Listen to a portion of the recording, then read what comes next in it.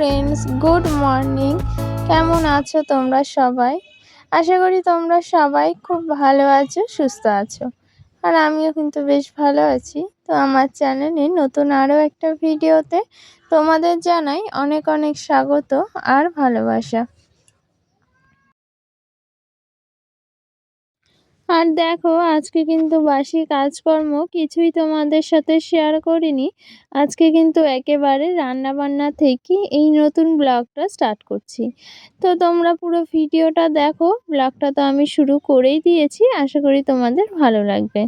তো চলো, এইদিকে দেখো আমি দোকানে গিয়েছিলাম, আর ওই যে দোকান থেকে এই যে লাড্ডু নিয়ে এসেছি, পাঁপড় নিয়ে এসেছি, আর কিন্তু ডাল এনেছি।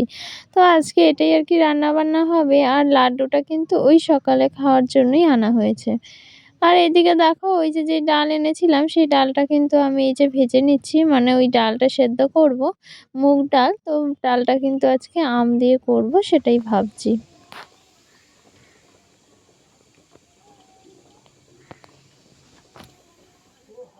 আর ওই যে ওইদিকে দেখতে পেলে যে দুটো গ্যাসে আর কি রান্না বান্না বসিয়ে দিয়েছি। তো আজকে তো সকাল সকালই রান্নাটা সেরে নিচ্ছি, কারণ ওই যে আজকে বৃহস্পতিবার আর ওই পুজো টুজোগুলো রয়েছে, তাই জন্যই কিন্তু আজকে একদম সকাল সকাল রান্না বান্না বসিয়ে দিয়েছি। তো এই বৃষ্টি হয়েছিল বলে একদম বাইরেটা ভিজে রয়েছে, তাই এই যে গ্যাসে রান্না বান্নাগুলো করে নিচ্ছি। আর ওই যে ডাল করেছি, আর কিন্তু একদিকে চাল কুমড়ো সেদ্ধ করেছি। তো চাল কুমড়ো দিয়ে আজকে আর কি পুর করব, মানে ওই যে সর্ষে বাটা দিয়ে করে, তো সেটাই কিন্তু করব। তো তোমরা কারা কারা খেয়েছো জানি না, তবে এটা কিন্তু খেতে বেশ ভালো লাগে, মানে আমার কিন্তু ভীষণ ভালো পছন্দ হয়। তো যাই হোক, এইদিকে দেখো ডালটা সেদ্ধ হয়ে গেছে, এবার কিন্তু ওই জল দিয়ে দিচ্ছি। আর ওইদিকে ওই যে ভেন্ডিগুলো বার করে নিয়েছি, ওগুলো কিন্তু কেটে নেব। তো ওটাও ভাবছি একটু সর্ষে দিয়ে তরকারি করব, তো তার জন্য কিন্তু ওগুলো কেটে নেব। আর এইদিকে কিন্তু আজকে এই যে নিরামিষ রান্না বান্না সকাল সকালই করে নিচ্ছি।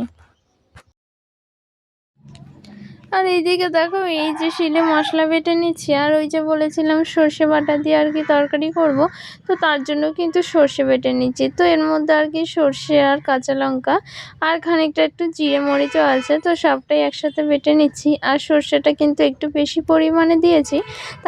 তো সর্ষেটা একটু বেশি পরিমাণে দিয়েছিলাম, তার কারণ ওই যে ভেন্ডি তরকারি করব বলেছি, তো সেই ভেন্ডি তরকারিতে খানিকটা সর্ষে দেব, আর খানিকটা কিন্তু ওই যে যে চাল কুমড়োর পুর সেদ্ধ করেছিলাম, তো ওই পুর বানাবো, মানে ওই যে পুরটা আর কি সর্ষে বাটাই দেবো, তো চাল কুমড়োর ওই ভেতরটা। তো তার জন্যই আর কি একটু বেশি সর্ষে বেটে নিয়েছি। তো এই সর্ষে দিয়ে আর কি মাখিয়ে চাল কুমড়োটা তো ভাজা করবো। আর এইদিকে দেখো, এই দেখো একদম সেদ্ধ করে নিয়েছি চাল কুমড়োটা, আর বেশ সুন্দর লাগছে জানো তো। তো এই দেখো গোল গোল করে কেটে নিয়েছি কত সুন্দর করে। চাল কুমড়ো জানো তো আমার এইভাবে খেতে কিন্তু ভীষণই ভালো লাগে। তো চাল কুমড়ো ঘন্টও করা যায়, ভাজাও করা যায়, তবে কিন্তু ওগুলো অতটাও আর কি ভালো লাগে না চাল কুমড়ো দিয়ে, তবে এই যে পুর করলে কিন্তু বেশ ভালো লাগে। আর এইদিকে দেখো, এই যে পুরো সর্ষে মাখিয়ে নিয়েছি, আর এই যে ভেতরটা যে দেখিয়েছিলাম ওই ভেতরটাও কিন্তু সর্ষে দিয়ে পুর করে নিয়েছি। তো আর এইদিকে দেখো ভেন্ডি কেটে নিয়েছি এই যে লম্বা লম্বা করে, তো এটাই কিন্তু সর্ষে দিয়ে আর কি একটু ভাজা ভাজা করব। তো দেখো এই যে কড়াইতে আর কি এই যে ভেন্ডিটা বসিয়ে দিয়েছি।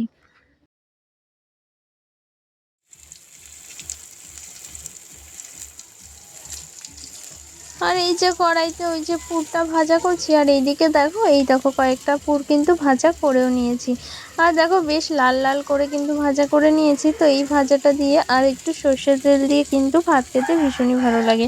তো এই যে এই পুরটা জানো তো সর্ষের তেল দিয়ে করলে কিন্তু মানে ভীষণ পছন্দ হয়। আর এই যে পুরের ভেতরটা আর সব কিছুই কিন্তু এটা আর কি সর্ষের তেলে করা হয়, তবে ওই যে সর্ষের তেল তো সবসময় আর কি বাড়িতে থাকে না, আর খাওয়া হয় না যেহেতু, সেহেতু কিন্তু সর্ষের তেলটা বেশি পরিমাণে থাকে না।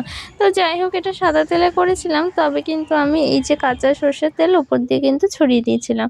তো যাই হোক চলো, ওইদিকে রান্না বান্না করে একদম পরিষ্কার করে নিয়েছি রান্নাঘরটা।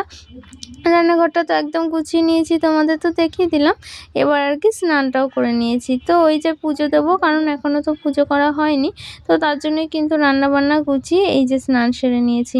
তো এবার আর কি পুজোটা দিয়ে নেব। আর বৃহস্পতিবার যেহেতু, সেহেতু ঘট পাল্টানোর ব্যাপার আছে, তাই পুজো দিতে তো একটু দেরি হবে। আর আজকে কিন্তু এই যে মা লক্ষ্মীর সিঙ্গার করাবো ভাবছি জানো তো। তো ওই জন্য জন্যই কিন্তু আর কি একটু সময় হাতে নিয়ে তারপরে কিন্তু পুজোটা দেব। আর কি জানো তো, আজকে কিন্তু ওই যে গাছে যে ফুল ফোটে, আজকে কিন্তু সেভাবে ফুলটা ফোটেনি।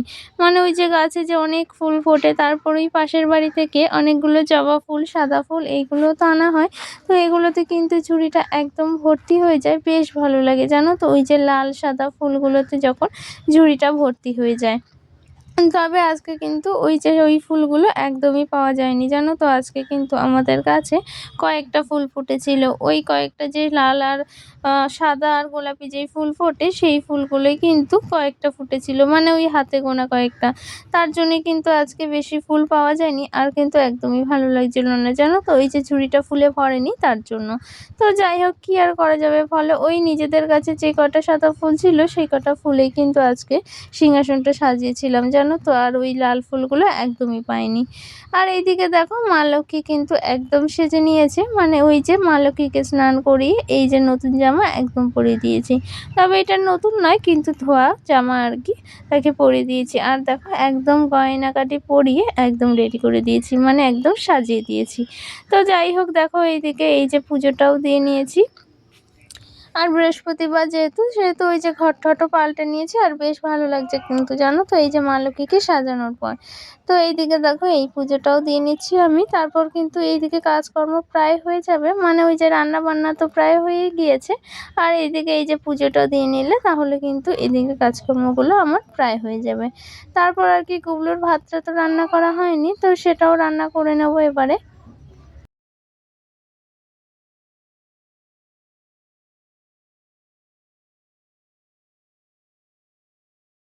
আর দেখো এইদিকে কিন্তু আমার পুজো করা একদম হয়ে গেছে। এই যে ধূপ প্রদীপ সব কিছু ঠাকুরের আসনে জ্বালিয়ে নিয়েছি। আর চলো এক ঝলক দেখিয়ে দিই যে ওই যে আমাদের গাছে যে ফুলগুলো ফুটেছিল সেই ছোট ছোট ফুল দিয়ে কিভাবে ঠাকুর আসনটা সাজিয়ে নিয়েছি।